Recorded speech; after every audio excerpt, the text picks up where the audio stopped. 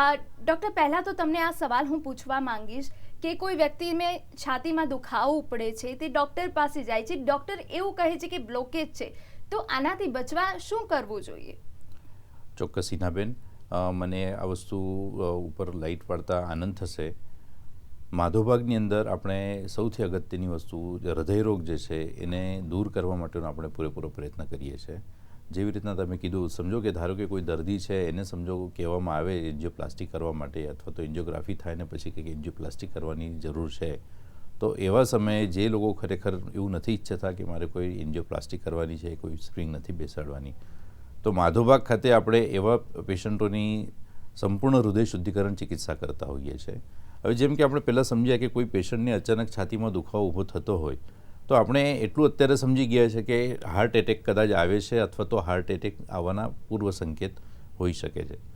પણ જે દિવસે કે જે ક્ષણે આપણે છાતીમાં દુખાવો ઊભો થતો હોય છે, એ ક્ષણથી કેટલાક વર્ષો પહેલાંથી હૃદયરોગ ડેવલપ થવાની પ્રક્રિયા શરૂ થઈ ગયેલી હોય છે. બ્લોકેજ થવાની પ્રક્રિયા વર્ષોથી ચાલુ થઈ ગયેલી હોય છે.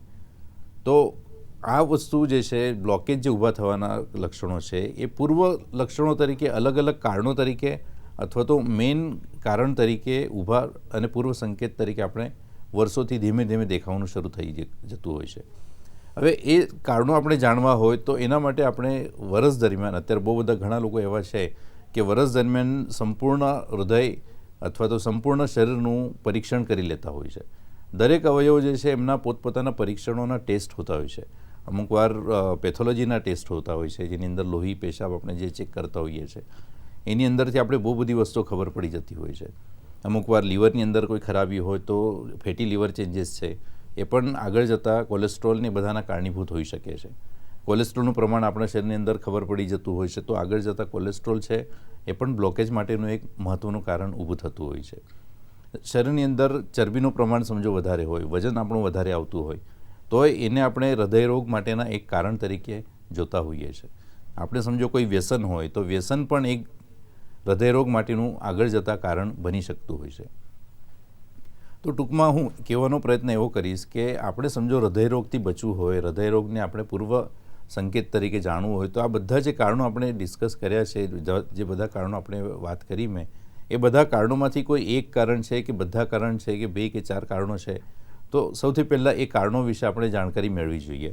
અને કારણો માટેના જે પરીક્ષણો છે, એ પરીક્ષણોનું આપણે ટેસ્ટ કરીએ તો આપણે પહેલાંથી ખબર પડી શકે કે આગળ જતાં મને હૃદયરોગ થવાનો ચાન્સ કેટલા પ્રમાણમાં છે.